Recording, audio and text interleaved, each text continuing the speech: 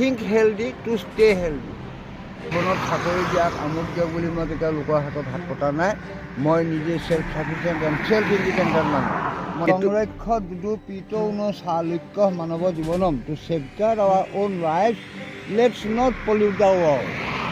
Bicycle ride Baroda to Ram Mandir Ayodhya প্ৰদূষণ মুক্তৰ বাবে for world peace and pollution free environment. মইতো আপোনাৰ আগতে বয়সটো কওকচোন। 69ত আপুনি চাইকেল লৈ গৈ আছে ৰাম মন্দিৰলৈ, আৰু চাইকেল আমাৰ নিচিনা গিয়াৰ থকা চাইকেল বা ভাৰ ৰেঞ্জাৰ চাইকেল নহয়, গৈ আছে এখন লেডিজ চাইকেল লৈ। এই লেডিজ চাইকেলখনত মোটামুটি 20-25 কেজি লগেজ পিছফালে বান্ধি লৈছে, 20-25 কেজিৰ বেগবোৰ পিছফালে বান্ধি লৈ এখন চাইকেল লৈ পেলাই গৈ আছে ৰাম মন্দিৰ। তাৰ নামটো কি কৈছিলে? দ্বিজেন বৰুৱা। আৰু বয়স আপোনাৰ 69। 60 কিমান? 69 মানে 70 হ'ব, 70 বছৰ হ'ব শাওনৰ।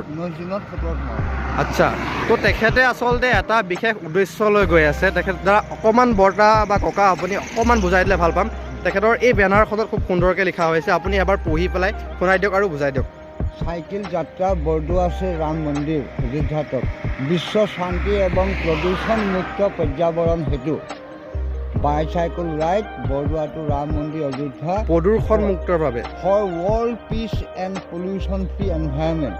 মইতো সংৰক্ষ দুদু পিতৌন চালুক্য মানৱ জীৱনম to safeguard our own rights let's not pollute the world.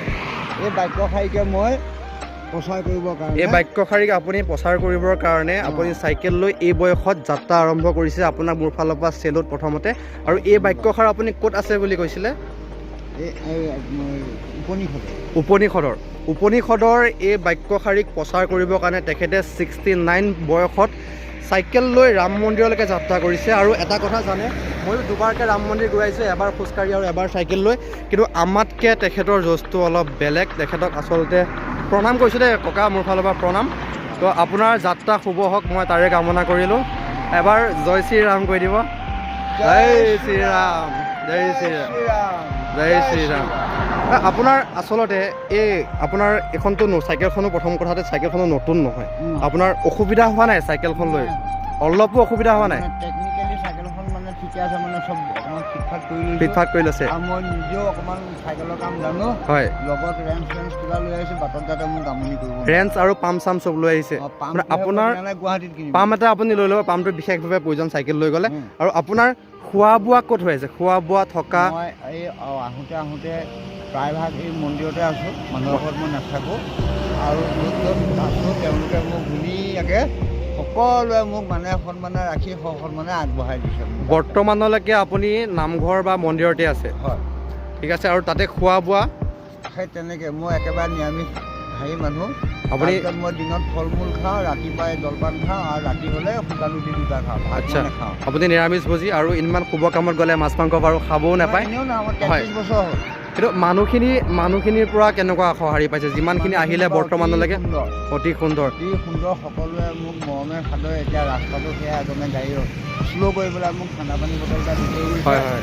আৰু সকলোৱে মোক আগবাঢ়ি যাবলৈ তেওঁলোকে যিমান পাৰে মোক মানে সেৱা আৰু ভক্তি দিছে। আচলতে আপুনি এইটো বয়সত যে আপুনি এনেধৰণৰ প্ৰচাৰ কৰিবলৈ আপুনি ওলাইছে, তাৰ বাবে আমি শুনিও আচৰিত হৈছোঁ, আচলতে দেখিও আচৰিত হৈছোঁ। আপুনি 69 বয়সত, আপোনাৰ 70 হ'বলৈ হ'ল, তথাপিও আপোনাৰ আচলতে সঁচাকৈ আপোনাৰ দৰে মানুহবিলাক থাকিলে আমাৰ অসমখন বা ভাৰতখন খুব সোনকালে উন্নতি হৈ যাব, হয়নে?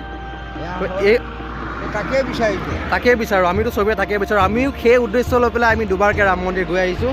তো ককা চাইকেলখন আকৌ এবাৰ, এইখন চাইকেল লৈ এই যাত্ৰা। আপুনি আমাৰ দৰে চামটোক, আমাৰ যিসকল উঠি আহিছে তেখেতলোকক কি ক'ব? কিবা ক'ব নেকি আমাৰ ডেকাসকলৰ বাবে, বৰ্তমান যুৱ চামটোৰ বাবে?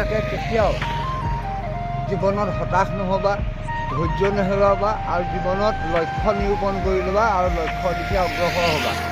বাকী নিজৰ স্বাস্থ্য সুৰক্ষিত কৰি ৰাখিবা, আৰু সদায় নিজৰ think healthy two stay healthy, সুস্থ থাকিবলৈ মই এটা কথা আচৰিত হৈছোঁ, আপুনি এই বয়সত ইমান ফটফটীয়া ইংলিছ কেনেকৈ? আপুনি শিক্ষকতা কৰিছিল নে? মই শিক্ষকতা কৰা নাই, কিন্তু মই শিক্ষকতা কৰাৰ যোগ্যতা আছিলে আছিলে। খালি আচ্ছা। মই যেনিবা মই I am the master of my faith and captain of my soul. মই নিজৰ জীৱনটো নিজৰ হাতত পাওঁ। মই কেতিয়াও জীৱনত চাকৰি দিয়াক আমুক দিয়ক বুলি মই কেতিয়াও লোকৰ হাতত হাত পতা নাই। মই নিজে self sufficient and self independent মানুহ। মই তেনেকৈ জীৱন পাৰ কৰিলোঁ। 3জনী ছোৱালী বাপেক হ'লোঁ, তেওঁলোকক মই উপযুক্ত পাত্ৰত দিলোঁ।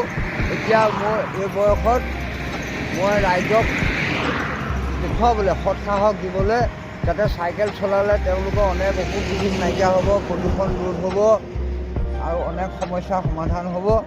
সেই হেতু ৰাইজক উৎসাহ দিবলৈ মই এই চাইকেল যাত্ৰা। এই বয়সত ইমান সুস্থ শৰীৰ, আপুনি ইমান ফটফটীয়া ইংলিছ আৰু ইমান উচ্চ চিন্তাধাৰা, আপোনাক মোৰ ফালৰ পৰা চেলুট। আপোনাৰ যাত্ৰা শুভ হওক। আকৌ এবাৰ মোৰ ফালৰ পৰা শুভেচ্ছা থাকিলে আপোনালৈ। জয় শ্ৰীৰাম, জয় শ্ৰীৰাম, জয় শ্ৰীৰাম, জয় শ্ৰীৰাম, জয় শ্ৰীৰাম। বম বম ভুল। এবাৰ মোৰ লগতো কৈ দিয়ক, জয় শ্ৰীৰাম, জয় শ্ৰীৰাম, জয় হনুমান, জয় শ্ৰীৰাম, জয় হনুমান, জয় শ্ৰীৰাম।